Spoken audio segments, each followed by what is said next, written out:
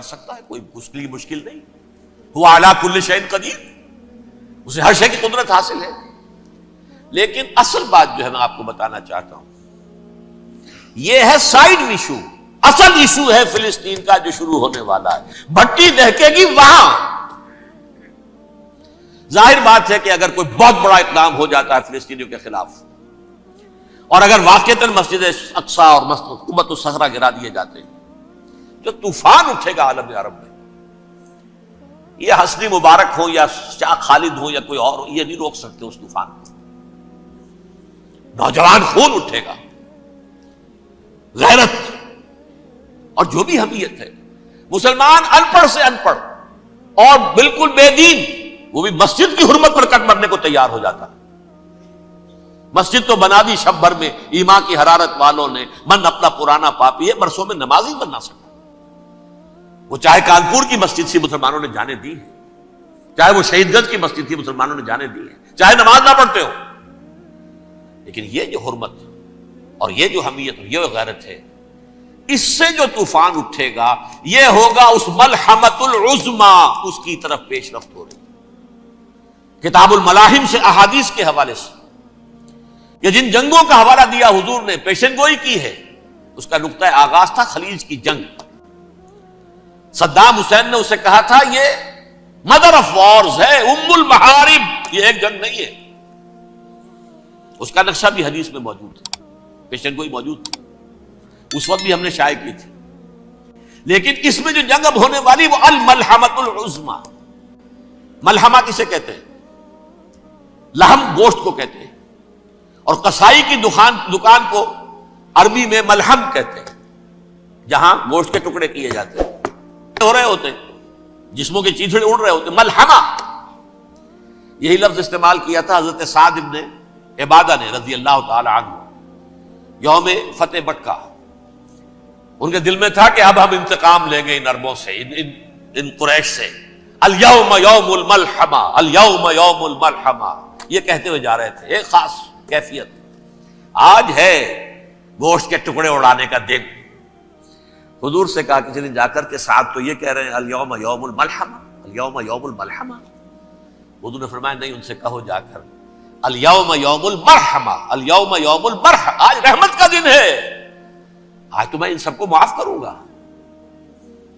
لا تثریب علیکم اليوم، میں تم سے وہی بات کہہ رہا ہوں جو میرے بھائی یوسف نے کہی تھی اپنے بھائیوں سے، اذهبوا فانتم الطلقاء، جاؤ تم سب کے سب آزاد. وہ ملحمہ ہے جس کو کہ حضور نے حضرت معاذ بن جبل رضی اللہ تعالیٰ عنہ سے روایت ہے، اس میں سے جو ابو داؤد میں روایت آئی ہے اس میں الملحمۃ العظمی، عظمی مؤنث ہے اعظم کا.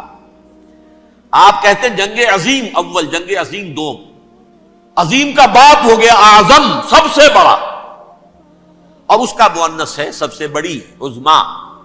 الملحمۃ العظمی، سب سے بڑی لڑائی. میرے نزدیک یہ وار کے معنی میں نہیں ہے، بیٹل کے معنی میں. انگریزی میں یہ دو لفظ علیحدہ ہیں، وار، بیٹل. وار سالوں کو محیط ہوتی ہے، بیٹل کسی ایک خاص جگہ پر جو لڑائی ہوتی ہے اس کو کہتے ہیں. حضور کے اور قریش کے درمیان 6 سالہ وار تھی، جنگ تھی.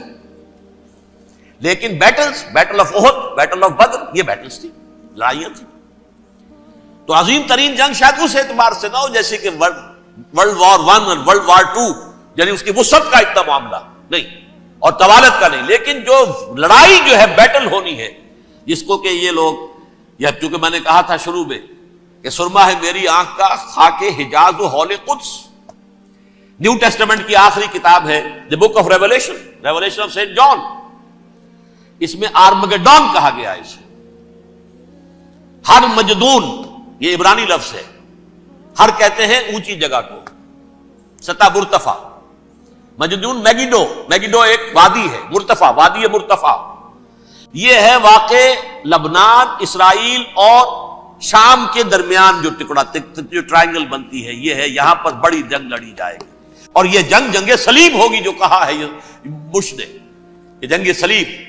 سیکنڈ ملینیم شروع ہوئی تھی تو پہلی صلیبی جنگ ہوئی تھی، تھرڈ ملینیم شروع ہوا ہے، یہ سیکنڈ صلیبی جنگ ہے، یہ کروسیڈ ہے. اور میں اس مرتبہ امریکہ گیا تھا تو پہلی مرتبہ مجھے وہاں ایک رسالہ ملا ٹرمپٹ نام کا.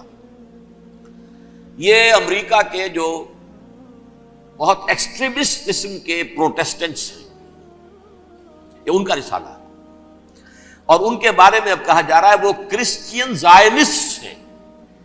آپ شاید پہلی مرتبہ یہ لفظ سن رہے ہو۔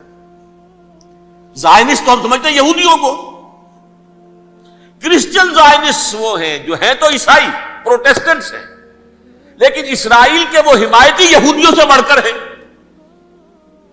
یہ میری کسی پہلی تقریر میں شاید بہت سے حضرات کو یاد آ جائے، میں نے کہا تھا 4 سال پہلے ہمارا تنظیم اسلامی کا ایک کنونشن ہوا تھا ہیوسٹن میں، امریکہ کا جنوبی علاقے کا شہر ہے۔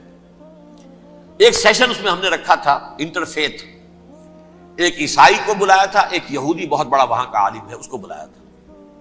اس یہودی عالم نے ڈاکٹر وشوگراٹ، جو وہاں کی یونیورسٹی میں پروفیسر ایمیریٹس ہے، اس نے کہا تھا کہ یہ اسرائیل کی تو سپورٹ کر رہے ہیں عیسائی، ہم تو نہیں کر رہے۔ جو پریکٹسنگ یہودی ہیں وہ زیادہ اسرائیل کے حق میں نہیں تھے، یہ تو سن 67 کے بعد انہوں نے اسرائیل کو تسلیم کیا ہے۔ وہ تو منتظر تھے کہ ہمارا مسیحا آئے گا تو اس کی قیادت میں جنگ کریں گے، جیسے شیعہ منتظر تھے کہ مہدی موعود آئیں گے تو پھر ہم کچھ کریں گے۔ وہ امام خمینی نے کہا بھائی جب وہ آئیں گے آ جائیں گے، لیکن ہم کچھ راستہ کے لیے۔ زائنسٹ نے آگے بڑھ کر ریاست قائم کر لی، اور جب یروشلم پر بھی پورا قبضہ کر لیا، تب جو ہے در حقیقت مذہبی یہودی جو ہے پھر انہوں نے اپنایا ہے، اون کیا ہے، اور نئے سیٹلمنٹس جو بھی بنے ہیں وہاں پر اسرائیل میں، اس میں اکثر و بیشتر مذہبی یہودی آیا، اور بروکلن کے علاقے سے سب سے بڑھ کر آئے ہیں، جو امریکہ میں نیو یارک کا ایک جنوبی علاقہ ہے، بہت بڑا یہودیوں کا بہت بڑا گڑھ ہے۔ نیو یارک کو جیو یارک بھی کہا جاتا ہے، وہ تو اصل میں مرکز جو ہے وہ تو یہودیوں کا ہے۔ اس حوالے سے وہاں پر جو کرسچن زائنسٹ کہلاتے ہیں وہ اسرائیل کے یہودیوں سے بھی بڑھ کر کہیں سپورٹر ہیں۔ بہرحال اس دوسری صلیبی جنگ کا معاملہ جو میں کہہ رہا تھا، ٹرمپٹ نامی رسالہ، اس کا ایک مضمون ہے دی لاسٹ کروسیڈ۔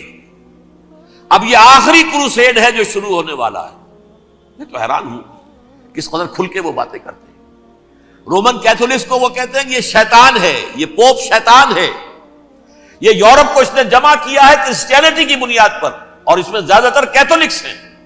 آپ کو معلوم ہے برطانیہ بڑی مشکل سے شامل ہوا ان کے ساتھ، اس لیے کہ وہ پروٹیسٹنٹ کا سردار تھا، ابھی پوری طرح نہیں ہے۔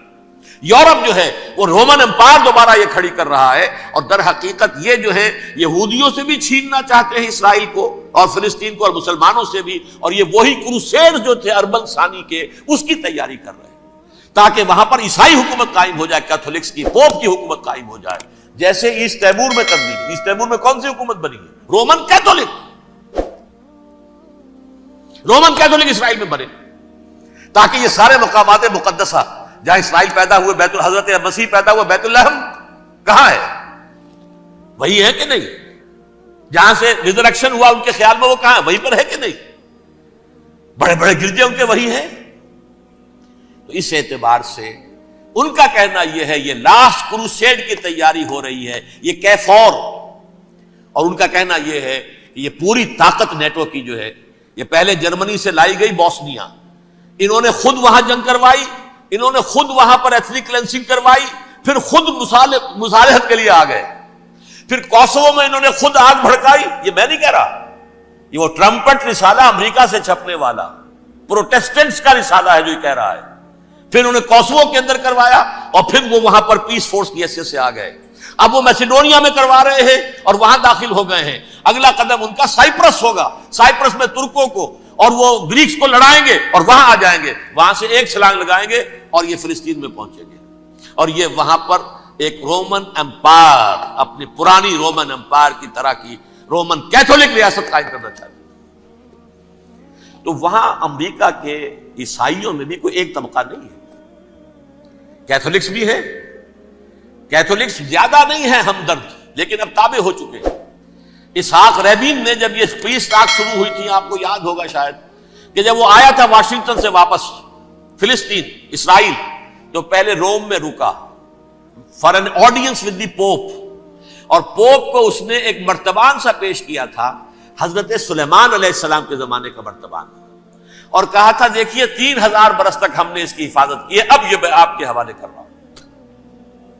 اس کے بعد سے پوپ جو ہے بالکل رام ہو گیا، اور وہ عیسائیوں کے ساتھ اور یہودیوں کے ساتھ ان کا پورا معاہدہ ہو۔ اب پورا عیسائی ورلڈ جو ہے بعثت مجموعی یہودیوں کے شکنجے میں ہے. البتہ ان کے اندر بھی جھگڑے ہیں. جو وہاں پر وائٹ کرسچن ملیشیاز ہیں وہ ایکسٹریمسٹ ہیں کیتھولکس. ان کے نزدیک دشمن نمبر 1 یہودی، دشمن نمبر 2 مسلمان، دشمن نمبر 3 جو یورپ میں کالے ہیں، افرو امریکن، چاہے وہ عیسائی ہو گئے ہوں، کوئی بھی ہو. یہ 3 دشمن ہیں جن سے انہوں نے کلینز کرنا ہے، صاف کرنا ہے ان کے خیال کے مطابق امریکہ کی سوسائٹی کو. اولاً یہود، پھر مسلمان، اور پھر یہ جو کالے ہیں. لیکن دوسری طرف پروٹیسٹنٹس کے اندر ایکسٹریمسٹ وہ ہیں جنہیں کہا جا رہا ہے یہ کرسچین زائنسٹ ہیں، یہ اسرائیل سے بڑھ کر سپورٹرز ہیں. بہرحال یہ اب جنگ ہوگی، اس کا نتیجہ کیا نکلے گا یہ تو اللہ ہی جانتا ہے. اب میں آخری بات کی طرف آ رہا ہوں. آخری نتیجہ تو جو بھی کچھ اپس اینڈ ڈاؤنز آئیں گے. تلک الایام نداولھا بین الناس. آخری نتیجہ ڈراپ سین وہ یہ ہوگا کہ اللہ کے دین کا بول بالا ہوگا اور پوری دنیا پر محمد کے لائے ہوئے دین صلی اللہ علیہ وسلم کی حکومت قائم ہوگی. وہ گویا قیامت کی تمہید ہوگی، اس کے بعد بس قیامت آئے گی. کیونکہ مقصد کائنات، تخلیق کائنات پورا ہو جائے گا. پوری مخلوقات کے اندر مقصد تخلیق، کلائمیکس آف کریشن محمد الرسول اللہ صلی اللہ علیہ وسلم. دین کی تکمیل محمد الرسول اللہ صلی اللہ علیہ وسلم. اور اس خلافت عرضی کے لیے جو حضرت آدم کو خلافت دی گئی تھی، جب اس میں وہ خلافت پوری دنیا پر قائم ہو جائے گی اس کا مقصد پورا ہو جائے گا. And that will be the beginning of the end. اس کے بعد قیامت ہے. آخری نتیجہ تو یہ نکلنا ہے. اس سے پہلے سزائیں ہمیں بھی مل رہی ہیں. اور یہاں میں کانٹے کی بات جو چھوڑ گیا تھا اس کو بیان کر دوں. اللہ نے اس مغضوب علیہم قوم کو، اس ملعون قوم کو کیوں اب تک چھوٹ دیے رکھی؟ میں بتا چکا ہوں یہ بڑے عذاب کے مستحق ہو چکے تھے حضرت عیسیٰ علیہ السلام کے زمانے میں. چھوٹ دی ہے، ابھی تک ہے. بلکہ ایک مرتبہ ابھارا ہے. 1900 برس کے بعد ابھرے ہیں یہ. بالفور ڈیکلریشن 1917، سن 70 عیسوی کے بعد، تقریباً 1900 برس، 1850 برس تو ہے کم سے کم.